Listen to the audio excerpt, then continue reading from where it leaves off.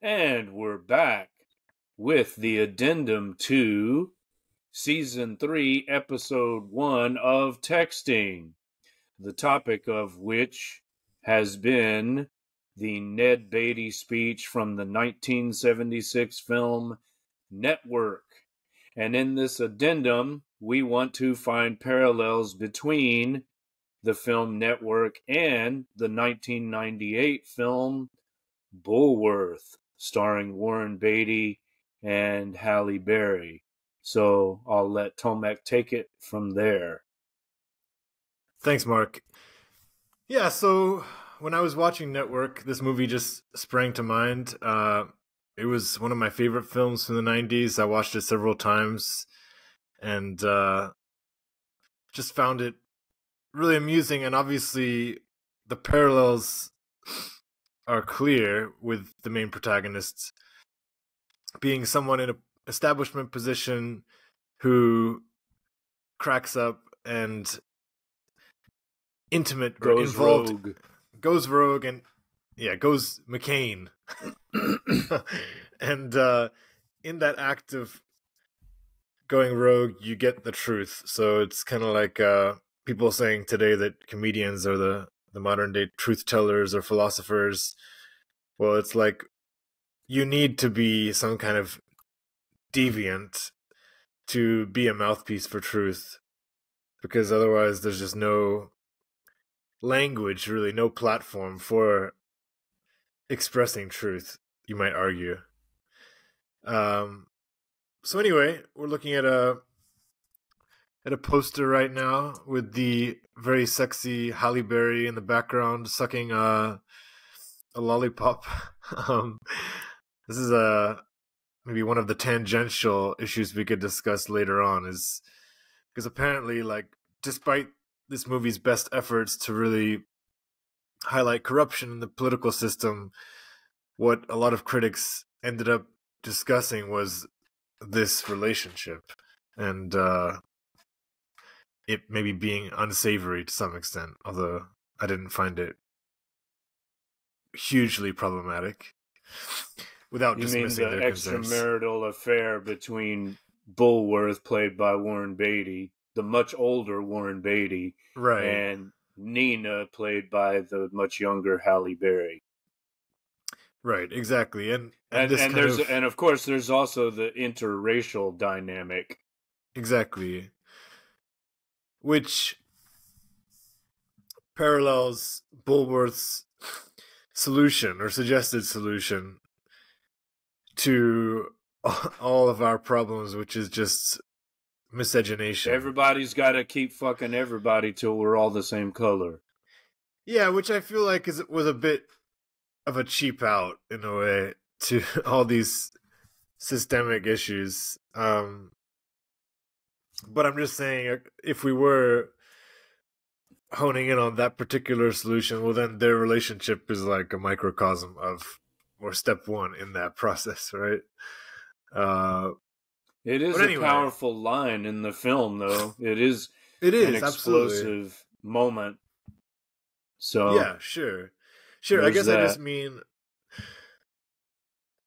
with Obama's presidency, and just I think it's very apparent now that it's less about race than it is about class and financial separation between the Wait, haves you and mean the to tell me Obama didn't save us? Yeah, but anyways, we're going to bring up Obama later on, so we can keep his name on the tip of our tongues. The slides.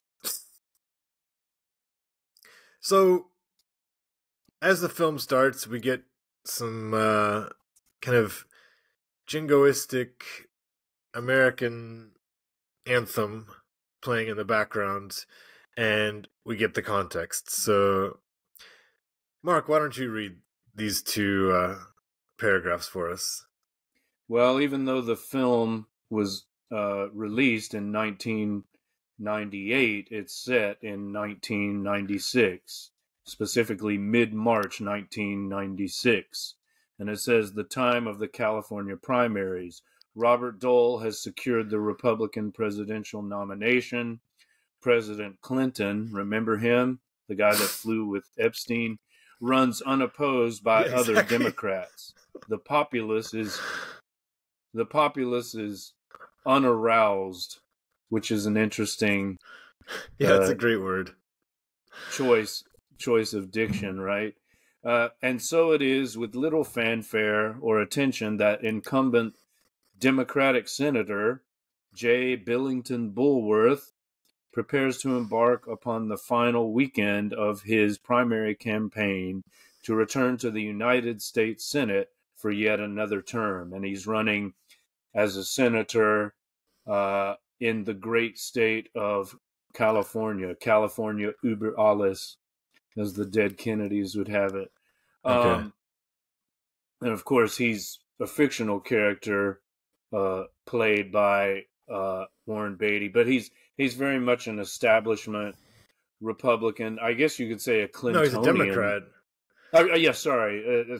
But he is a Republican, basically, yeah. He is a Republican in all but name, right? Like he's very much an establishment Democrat, but he's a Clintonian Democrat, which is basically a Republicrat. You know, he's a triangulator, right? He wants that corporate money while still, I don't know, occasionally spouting liberal pieties, although he even ceases to do that eventually after he goes rogue and has his awakening, which I guess you could say is similar to that of Howard Beale, because we didn't mention this in the network portion, but the first thing Howard Beale does when he goes rogue is to declare to his audience that he will kill himself live on TV, right? That's when the unraveling begins. And similarly, Bulworth has a death sentence of his own, you know, hanging over his head, although it's a bit different in that he has paid for someone to assassinate him so his daughter can receive the life insurance payments. Right.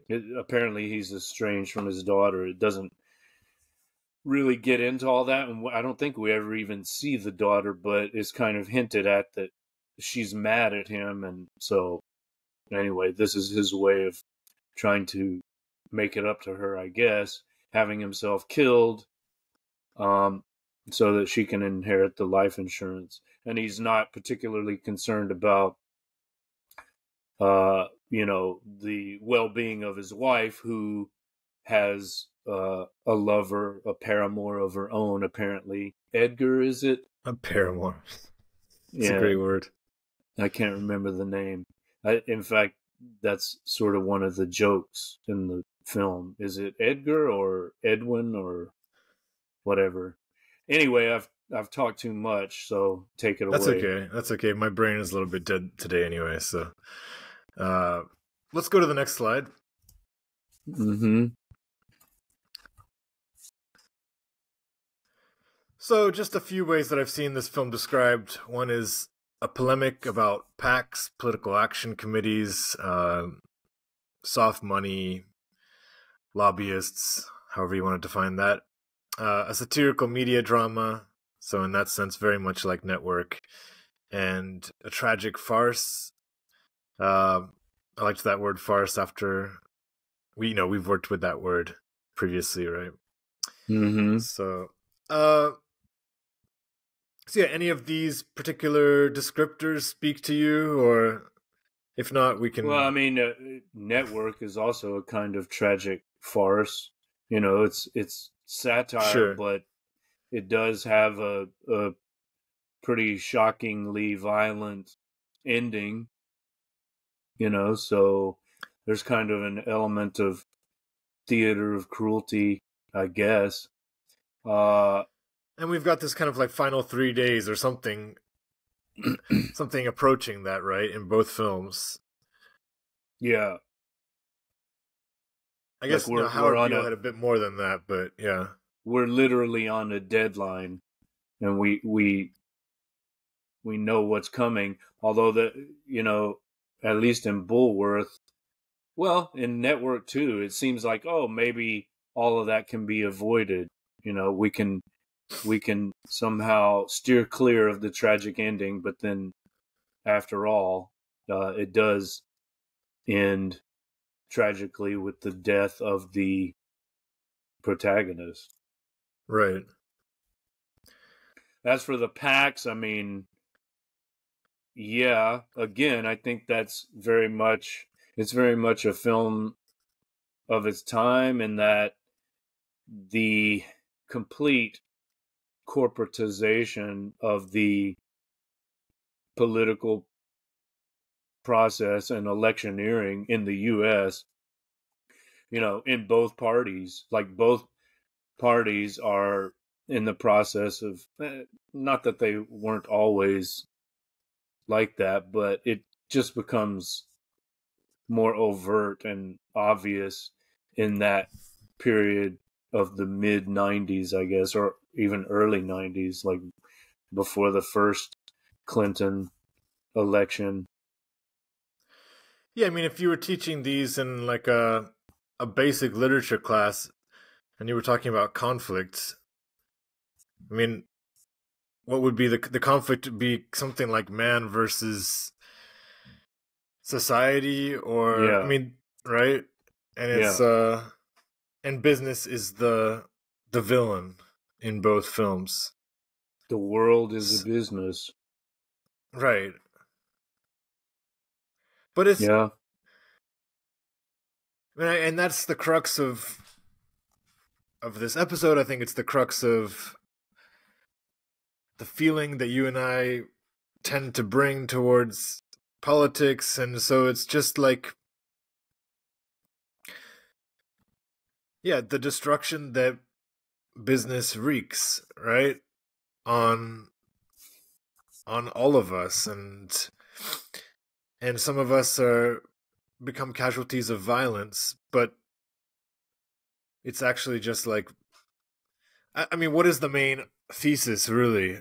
Is that that business can create violence, that business can, it's kind of like the whole banality of evil thing, right? To some extent.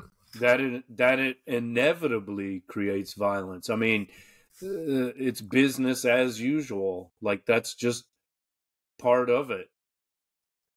And what about that, like the banality of evil thing? Is that, would you read it that way? Because it's not necessarily Um, people saying like, I want to kill this person. It's more like a lot of people in positions of power where they just feel like they have no other choice, because this is just, well, as soon as they're you part of a system of cogs. as soon as you use that phrase, I thought first of Hannah Arendt, of course, but then I thought of the Oliver Platt character in Bulworth. He's the what's his name, Murphy, I think, in the film. He's the advisor, and The chief of staff.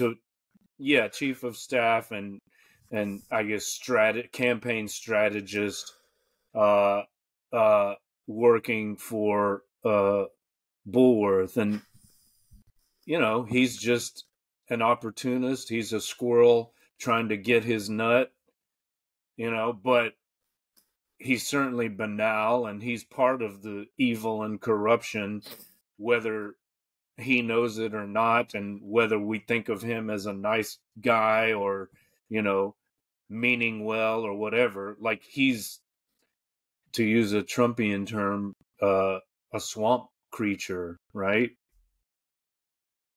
Although Yeah. maybe less so than the Paul Sorvino insurance lobbyist character, Right. who we see is very sinister indeed at the end. Okay, let's keep going. Whether he's the trigger man or not. Yeah, okay, so next. Okay, well, I guess we can treat more as an aside than maybe as a major theme or something we have to focus on especially, but just interesting that Apparently, the New York Times in 2013 reported that Obama had in private talked longingly of going Bulworth. What did you make of that? I wish he had, but of course he didn't. He played his part. But what would it mean for a and person like Obama, right? It's like going Bulworth well, it's means kind of like the Key and Peele skit. Obama had his anger interpreter. yeah. Was it? That's right. Yeah. That's right. So I that's what comes to mind when this is mentioned. But Well, I guess because the idea is what, that you're taking off the mask. That's what it means to go Bulworth, to take off the mask. But yeah, what is Obama behind the mask? I don't think that another mask. Potentially, or we just don't see. It's become harder and harder to argue that like the real Obama is some great noble revolutionary with lofty ideals and so on, right? I mean, it's Well, that was his that was lifestyle portrays impossible. that. Well, of course now, but I would say that became obvious even in 2008 before he was elected. This slide here says in 2013, so that's like when he's running for re-election, not election the first time. Like it was already obvious he had no intention of doing that in 2008. Now maybe as a lame duck. Well, no, he's Well, that running would be for the argument. re-election. But now the argument would be that since he's passed re-election at this point, that he has more freedom in theory. But This right? is still 2013. Oh, okay, yeah. So when is that? Like he'd be into his second term. It's already after 2012. Right. Yeah. So yeah, as a lame duck president, he can, go rogue or go Bulworth. I mean, I guess he did with his to some extent with his Iran deal, the agreement to return Iranian assets in exchange for their halting of their nuclear program, which Israel was none too happy about. So maybe that was his little, very mild way of pushing back, and it's probably all just personal because he just wanted to kick Netanyahu in the balls without really doing anything substantive. Although I think that was a step in the right direction. That's like the one one achievement you could point to, one good thing that he did, apart from maybe tentatively trying to normalize relations with Cuba, right? I can't think of much else he did that was Yeah, I mean, I remember that worth much. he was attempting to create some kind of reconciliation with the Arab world, right? And he gave some initial speech, and so there was some sort of policy of, what is the word, rapprochement or something like that? Yeah, while also, assassinating Osama bin Laden. Yeah. Or did he? Or did he? It's not even clear what happened there, and what happened to the, special forces that went in there and supposedly took him out, and then, buried him at sea. Okay. But anyway. So let's keep going. Mm-hmm. Yeah, so this is just a very wordy description, but I thought you, as a intellectual and classicist, might appreciate it. So the stuff that comes before this quote that I'm going to share now about the film is the writer Patricia Williams responding to certain maybe half-hearted allegations of cultural appropriation in this film, saying that, Bulworth had Warren Beatty was in no position to like rap, and that in doing that he was like either mocking or just appropriating hip hop music. But to her credit, she pushes back on that particular charge, and this is how she describes him reverting into this alternate persona of the rapper.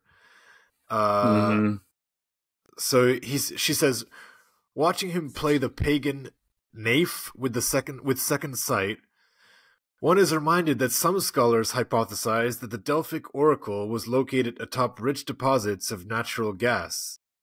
Beatty as Bulworth is, how do I pronounce that? Sui generis.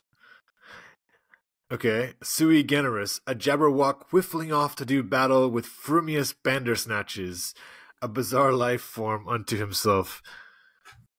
Any comments on that quote? I thought it was pretty fun to read. Well, what's a pagan naif taken out of with second sight? Naive. I know I'm kind of putting you on the spot. Naive. Okay, naive. Naive, yeah.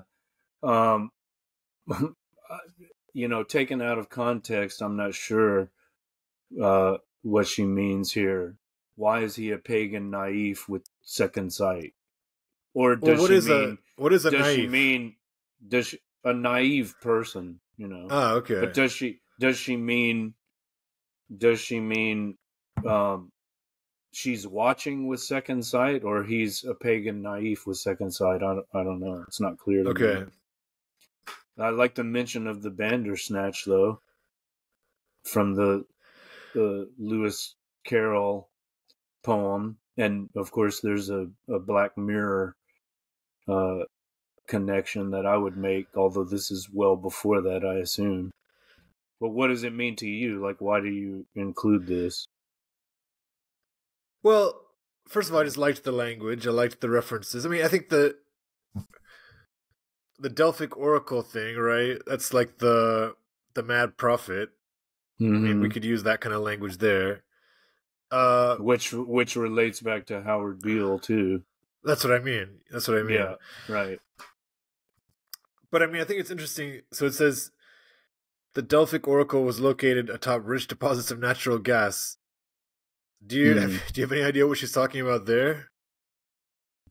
Well, that's the big money of big oil, right? Like yeah, I get it in that sense, but like the actual Delphic oracle.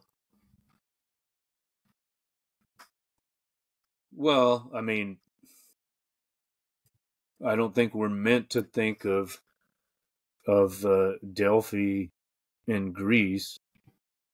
So, really? Well, just I think that's what she's trying to say. That I don't know. Some scholars hypothesize that the Delphic oracle was located atop rich deposits of natural gas. Oh, I see. Yeah, okay. Actually, now that you mention that, there was some kind of issue with the vapors. In fact, the Sibyls, and this is another interesting connection, because remember there was Sybil the soothsayer in Network, who was on the Howard Beale show. She's like an astrologer, predicting the news. But the Pythia at the Delphic oracle was thought maybe to enter a state of hallucination because of the vapors of Delphi. Like there was some underground, I don't know that it was natural gas, but maybe it was. So maybe she is referring to that. Of course she is. And then there's, because then she can make the play, right? Like the play is that he's bought by oil, but there's actually some kind of, that's her fun discovery. Mm-hmm. Yeah, well, good for Patricia Williams. What is sui generis? And the nation. What does sui generis mean? Of its own genre, of its own class. So Beatty as Okay. Bulworth is a thing unto himself. Like there's no parallel. And I think that's like a good point because I basically think that the way that he's rapping is not really like he's imitating rappers. Like either from homage or from a kind of a mocking state. He's just kind of gone off and done his own like really strange, like old style word play. Like some kind of middle age. And I mean middle age as in the time period, not him being middle age, although he is as well. But Yeah. Just the way did you have any Well, thoughts and it's about the way that he well, rapped, like yeah. the I mean, actual his cadence and so rap, on? his yes, his raps, so called, are very awkward, and often he'll stutter. He'll say and as he's trying to think of a rhyme. So that's part of the presentation too, and also like rhythmically, it's a bit off if you watch the flow, or if you listen to the flow of that campaign brunch rap where the girls are the chorus, Right. big money, like he's not even on the beat. It's like, couldn't they have re-recorded that? It's a little bit off. I mean, I think that's Did you again. I would notice say that's that? part of its. Well, I just thought that maybe that's part of the charm. I thought we could like do a tiny bit of it. Okay, so I'm just gonna like try my best at like improvising just a couple tiny little parts. Okay. Yo, Bank of America, this table over here, Wells Fargo and Citibank, you're really very dear. Loan billions to Mexico and never have to fear, because taxpayers, take it in the rear. Take it in the rear. Take it in the rear. Yeah, that's so good. I'll just do like one last section here. And over here, we got our friends from oil. They don't give a shit how much wilderness they spoil. They tell us they are careful. We know that it's a lie. As long as we keep driving cars, they'll let the planet die. Exxon Mobil, the Saudis and Kuwait. If we still got the Middle East, the atmosphere can wait. The Arabs got the oil, we buy everything they sell. But if the brothers raise the price, we'll blow them all to hell. Now let me hear you say it. Saddam! You gotta say Saddam. Saddam! Saddam. Hussein! Saddam. Hussein! Okay, thanks for obliging me there. Yeah, okay, but I see now why you wanted to do this. You just wanted to have an excuse to rap a little bit. Absolutely. Yeah. And especially what about the insurance companies bit and the socialism as the dirty word? Do you have that? Yeah, that was always like a line that stood out for me. Do I remember when I first saw that, back in the day, I saw that. I don't know if I saw it in 98, but soon thereafter. And when he that particular line, when he actually said it, socialism, I was like, damn, that was almost as shocking. That was almost as shocking to me that it would be in a Hollywood movie. That was almost as shocking to me as, everybody's got to keep fucking everybody till we're all the same color. Yeah, I mean, I think that's the impressive thing of this film, because it's rare that Hollywood gives us messages that are overtly anti-capitalist, right? I mean, we get a lot of it from independent media, independent filmmakers, but Hollywood will do this, and I don't think that's necessarily like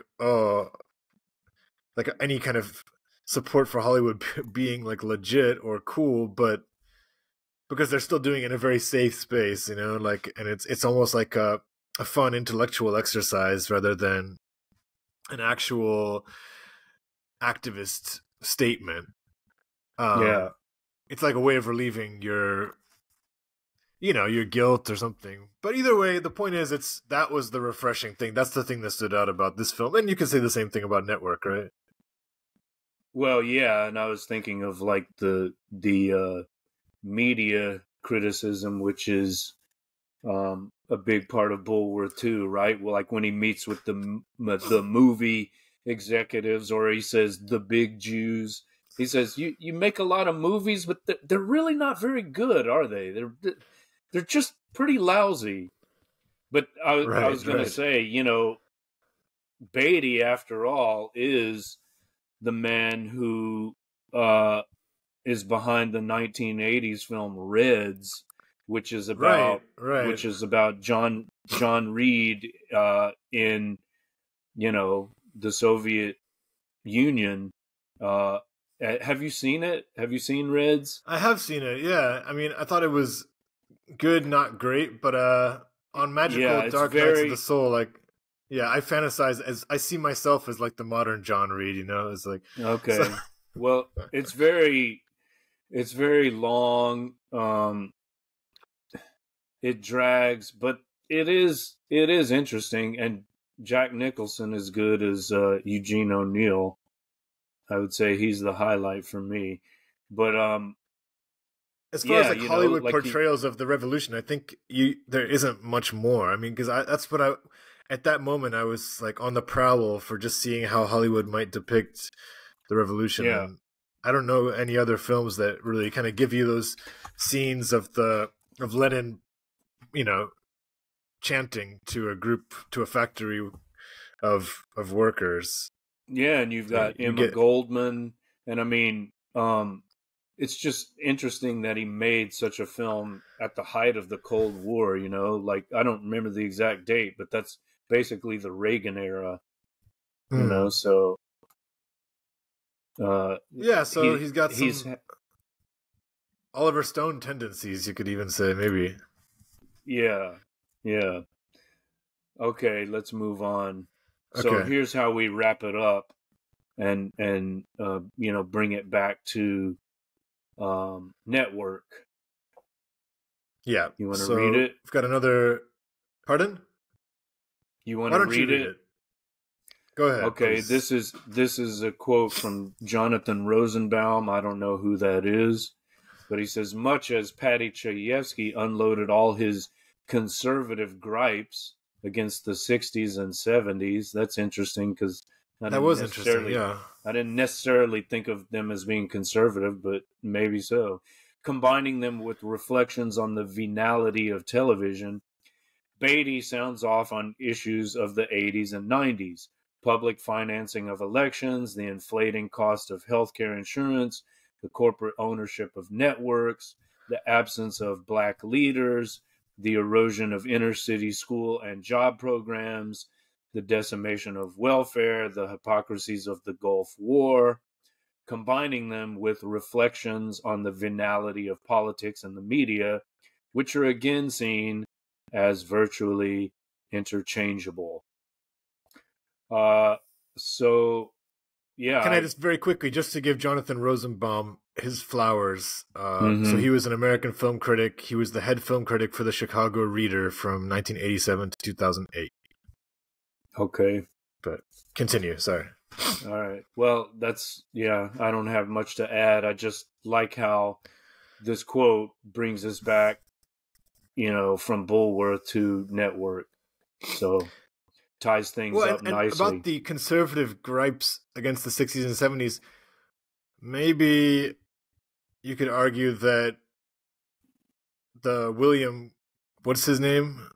William The William Holden. Holden.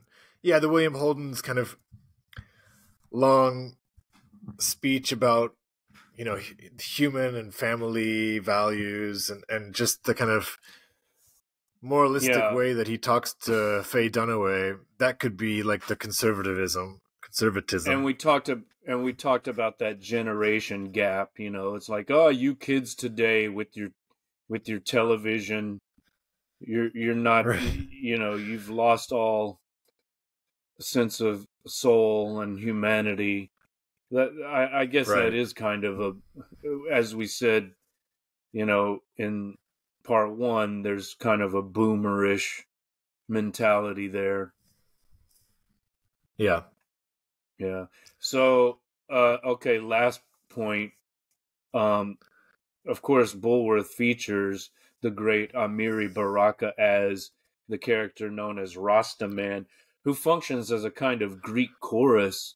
He's like following the tragic hero around throughout the movie, saying things like, "You got to be a spirit. You can't be no ghost." Yeah, I think that's first of all, I think it's a really nice point that you're making about the Greek chorus, because I think a lot of the average layman would kind of struggle with this character to kind of see what his function was, and I'm kind of including myself in there. But I saw like Roger Ebert kind of write off this character as just something that was like a unnecessary accessory or something that was just too enigmatic. But there does seem to be some, like, I mean, what did you get much out of this character? As I say, he functions like the Greek chorus. Right, he's but like, I mean, to me, he's one of the best parts of the film. It's like, okay, you've got all this other stuff going on in the main storyline, and then you've got a sort of sympathetic observer commenting on it, and it's exactly like a Greek chorus. It's like the chorus that warns Oedipus, be careful what you're doing here. And it's lyrical. It's just a kind of interlude and commentary on the main storyline. So I quite like it. And I mean, just the fact that he invites this, I don't know if we should say underground, but controversial, iconic, but not mainstream poet to be in his Hollywood movie. I like that. I'm in favor of it. I like that, and I think just some part of me like winced a little bit that this poet, who I hold in really great esteem, of course, maybe the word demeaning is too strong here, but he is playing kind of like a nutty homeless guy, So it's like I kind of want him to be. Yeah, I just felt like he's in a way above portraying himself in this way. I mean, like I know that the Rasta man is like a positive character, and we're meant to kind of sense that, but he also has, I mean, he's also like dressed in rags and isn't necessarily somebody many people would want to have lunch with, Okay. I don't know. Is that weird? Push back. I mean, you might be saying more about yourself than perhaps the character. Yeah, absolutely. Yeah, well, I like the enigmatic language. I mean, what does that mean? You got to be a spirit. You can't be no ghost. He's saying you've got to find a way to survive, or what? I think he's saying like a ghost doesn't do anything to affect change. Yeah. Right? And a spirit demands more, so takes more risks. Even in death, even though you're mortal, you've got to rise above the level of being just a ghost, just a dead pre-death guy. though, like while he's still alive. Yeah, but that's why I was asking, is he saying, find a way to survive? Like, you're useless to us if you're dead.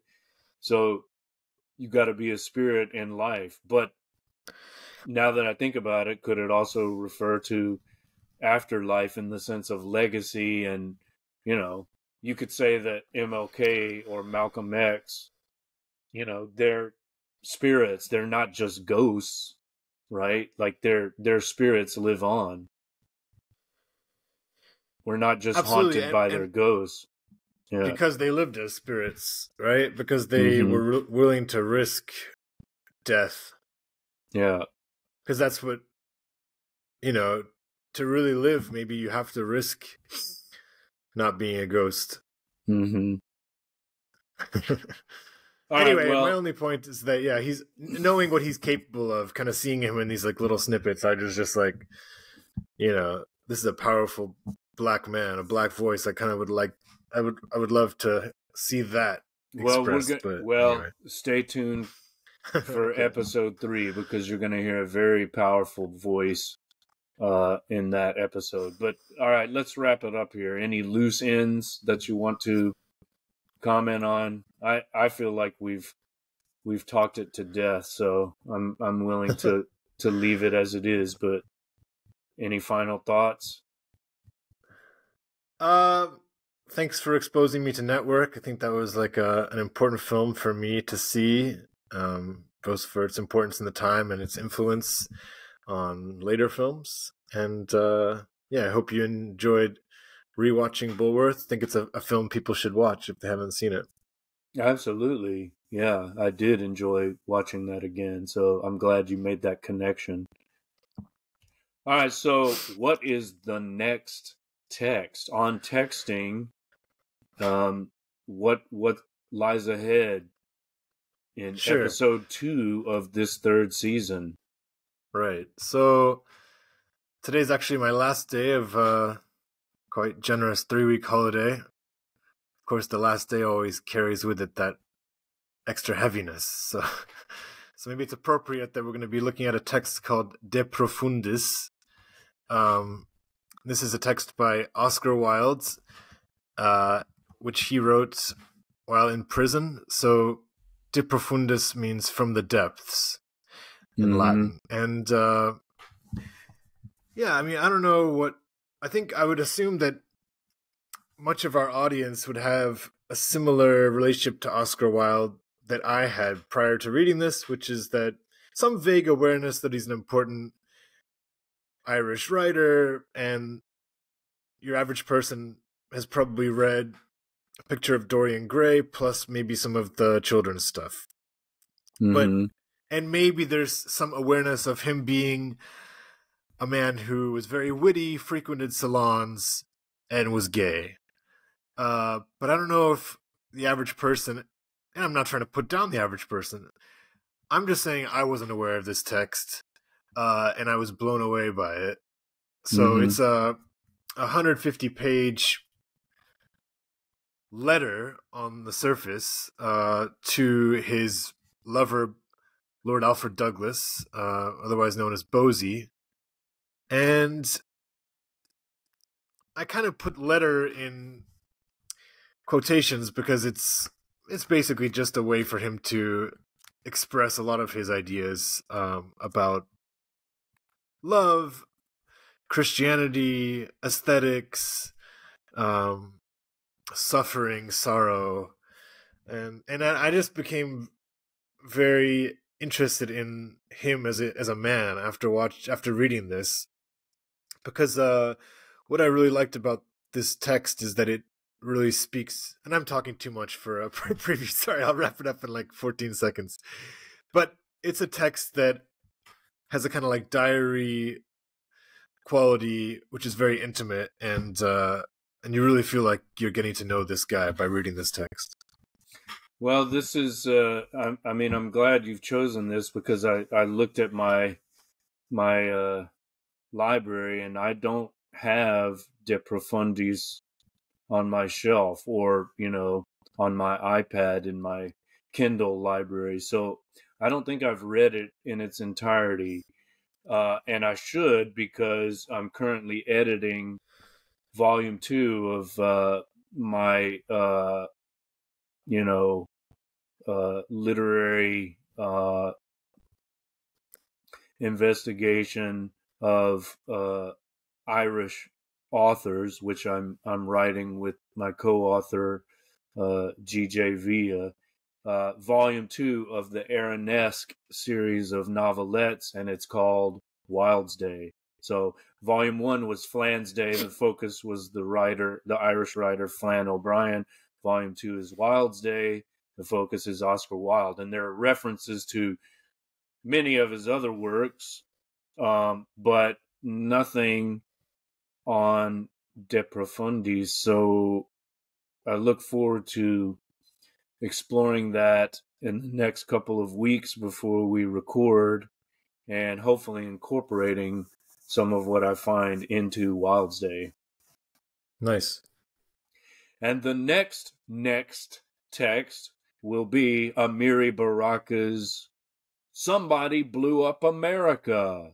So look forward to that in season 3. Who? And we just want to remind everyone, if you haven't subscribed to us on Substack, please do so. I'm at markwillwright.substack.com, and Tomek is at tomekb.substack.com. And follow us on YouTube. I'm posting all of the texting videos, full episodes, and clips on my YouTube channel. That's at Mark Will Wright. And like, share, subscribe, all of that. Thanks in advance for your support. And Thanks for listening, everybody. We'll see you all next time when in episode 2 of season 3 we discuss Oscar Wilde's De Profundis. Until then.